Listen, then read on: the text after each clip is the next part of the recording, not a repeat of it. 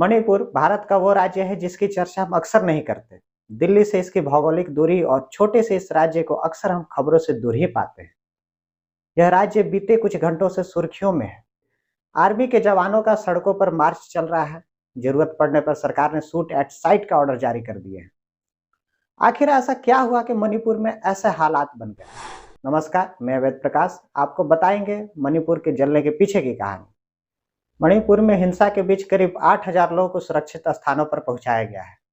राज्य के 16 में से 8 जिलों की स्थिति बेहद खराब है, जहां कर्फ्यू वाले हालात हैं। मणिपुर की बॉक्सिंग गर्ल मैरी कॉम ने ट्विटर पर अपने राज्य की तस्वीरें पोस्ट की और अमित शाह, नरेंद्र मोदी, राजनाथ सिंह से शांति बहाल करने की अपील की। उन्होंने लिखा, my state Manipur is burning, kindly help.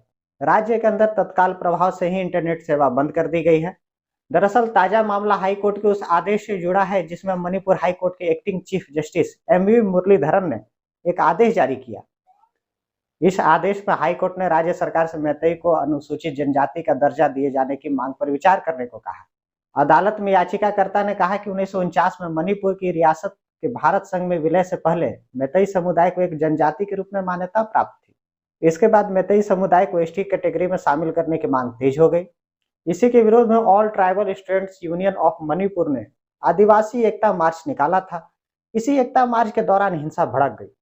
बताया जाता है कि इसी दौरान मैतेई और अन्य समुदाय के लोग आपस में उलझ गए। हालात इतने बिगड़ गए कि राज्य सरकार को शांति स्थापित करने के लिए सेना के जवानों का सहारा लेना पड़ा। राज्य के अंदर मैतेई समुदाय का प्रभाव बहुत बड़ा है। राज्य के 60 विधानसभा सीटों में 40 सीटें तो इन्हीं इलाकों से आती हैं। इसके पीछे कारण है इनकी जनसंख्या की बहुलता। मणिपुर में हिंदू और क्रिश्चियन करीब 41% है। मुस्लिम आबादी करीब 8% और बाकी अन्य है। वही प्रतिशत के आधार पर बात करें तो मैतेई समुदाय के लोग राज्य में 53% है। ये मुख्य रूप से घाटी में ही रहते हैं, जो कि राज्य में जमीन के हिसाब से सिर्फ 10% हिस्सा है। वहीं नागा और कुकी समुदाय की आबादी 40% के आसपास है और वो पहाड़ी इलाकों में बसे हैं, जो कि राज्य का 90% इलाका है। चूंकि मैतेई समुदाय के लोगों की संख्या बढ़ती जा रही है, ऐसे में उन्हें रहने के अलावा अन्य गतिविधियों के लिए और जगह की जरूरत है।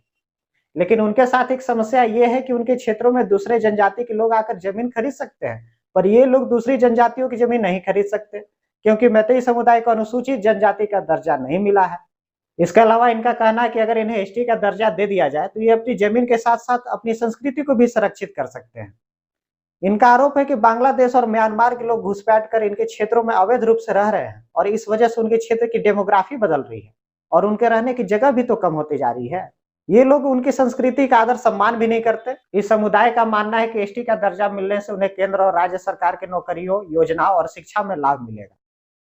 वहीं दूसरी तरफ बाकी जनजातियों को ऐसा लगता है कि अगर मैतेई समुदाय को एसटी का दर्जा दे दिया गया तो ये लोग उनकी सारी जमीन और उनके संसाधनों पर कब्जा कर लेंगे।